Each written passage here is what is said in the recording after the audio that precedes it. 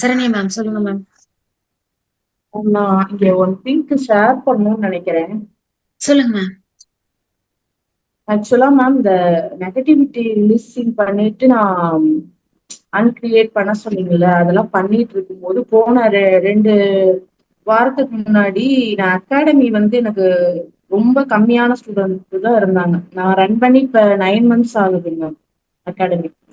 எனக்கு ரெண்ட் குடுக்கவே நான் என் ஹஸ்பண்ட் கிட்ட கேட்டுதான் குடுக்குற மாதிரி ஒரு சுச்சுவேஷன் இருந்துச்சு. அது ஏன் ரன் பண்ற, அப்படி ஏன் அலையணும், ஏன்னா நான் லாங் போயிட்டு வரேன்.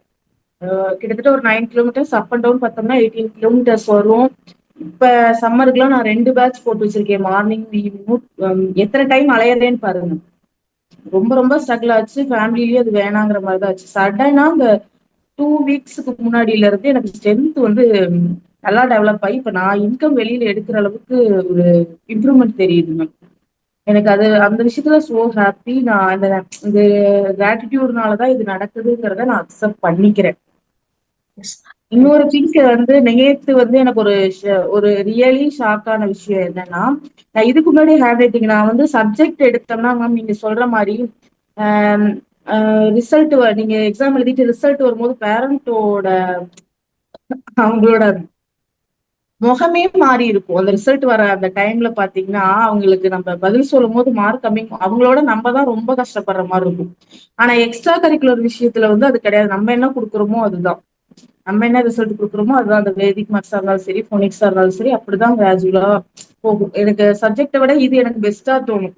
பேரண்ட்ஸ் கிட்ட வந்து நம்ம சப்ஜெக்ட் விஷயத்தை விட இது நமக்கு கொஞ்சம் பேர்டன் கம்மியா இருக்க மாதிரி ஃபீல் ஆகும்.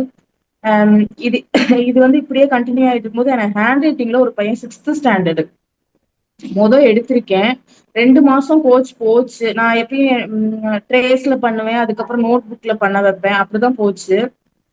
சேஞ்சே தெரியல எனக்கு. அவங்க பேரண்ட்டும் அதை ஃபீல் பண்ணாங்க. அவங்க வந்து என்ன வந்து சொன்னாங்கன்னா, அவங்க டேடி மேம் ஸ்கூல்ல வந்து குடுக்குறாங்க, இப்ப நான் கர்சிவ்ல குடுக்குறேன், அவங்க வந்து தனித்தனி சிங்கிள் மாடலா குடுக்குறாங்க ஒரு வேர்டை. அது அவனால புரிஞ்சுக்க முடியலையா என்னன்னு தெரியல, சேஞ்ச் ஆக மாட்டேங்குது மேம், நீங்க அபாகஸ் கண்டினியூ பண்ணுங்க, பேசிக்கலாம் மேம்ட்டாங்க.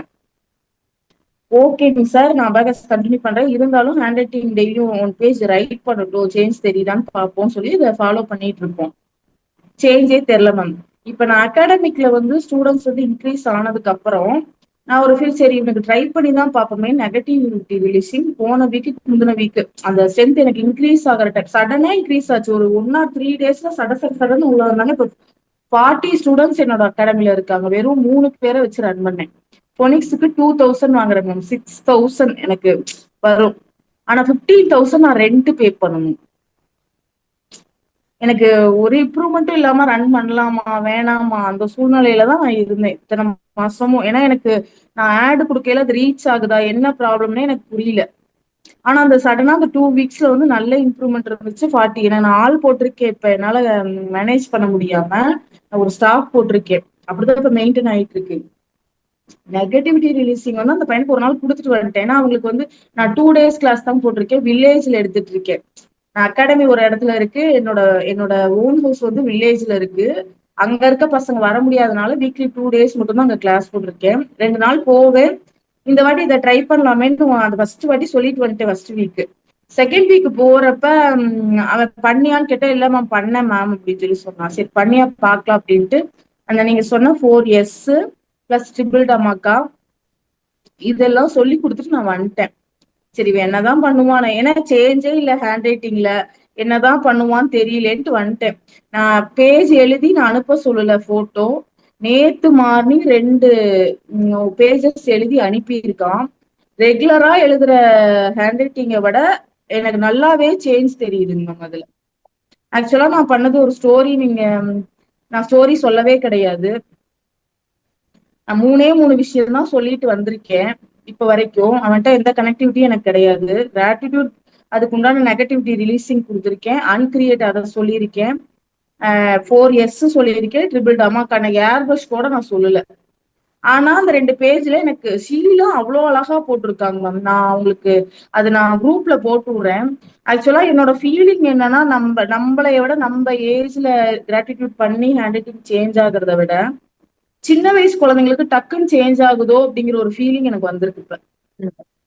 ஏன்னா ஃபர்ஸ்ட் ஸ்டார்டிங்ல போனா மேம் என்னால இதை வந்து கிராட்டிடியூட்னால எண்ணங்கள் தான் பிரதிபலிக்குது. இது லைஃப்ல ஒர்க் அவுட் ஆகும். ஹேண்ட் ரைட்டிங்ல எப்படி ஒர்க் அவுட் ஆகும் நான் அப்படிதான் ஃபீல் பண்ணேன் உண்மையா ரியலி. ஆனா வந்து இப்ப இந்த பையன் நேத்து அனுப்பும் போது எனக்கு உண்மையாலுமே இது ஒரு எப்படி சொல்றதுன்னு தெரியல மேம். அதை சேஞ்ச் பண்ண முடியாம இருந்த பையன் ஹேண்ட் ரைட்டிங் வந்து எனக்கு அந்த லெட்டர்ஸ் எல்லாம் அவ்வளவு தெளிவா அனுப்பியிருக்கான். அவன் அப்படி எழுதவே மாட்டான், அனுப்பியிருக்கான். இதுக்கு மேல நான் அவனுக்கு எப்படி கோத்ரூ பண்ணணும், என்ன அதுக்கப்புறம் ஸ்டோரி சொல்லணுமா, என்ன பண்ணணும், இது எனக்கு தெரியணும் மேம். நான் இன்னொன்னு என்ன பண்ணலாம் இருக்கேன், எங்க அகாடமில இன்னொரு குழந்தைக்கு நான் இதை பண்ணி பார்க்கணும், இதுல என்ன சேஞ்ச் வருதுன்னு பார்க்கணும்னு விரும்புறேன். ஏன்னா அகாடமில நிறைய பேர் இருக்காங்க. இங்க நான் 1 or 2 மெம்பர்ஸ் மட்டும் போய் எடுக்கிறதுனால, தனியா இருக்கிறதுனால அவனுக்கு நான் அதை பண்ணி பார்க்கலாங்கிற ஒரு ஐடியா வந்துச்சு. இங்க நான் ஹோலா வச்சுக்கிட்டு அதை பண்ண முடியாது பாத்தீங்களா. அதனால நாங்க தனியா வில்லேஜ்ல பண்ணி பார்க்கும்போது அவனுக்கு அந்த ரிசல்ட் எனக்கு தெரியற மாதிரி ஒரு வருது எனக்கு. அதனால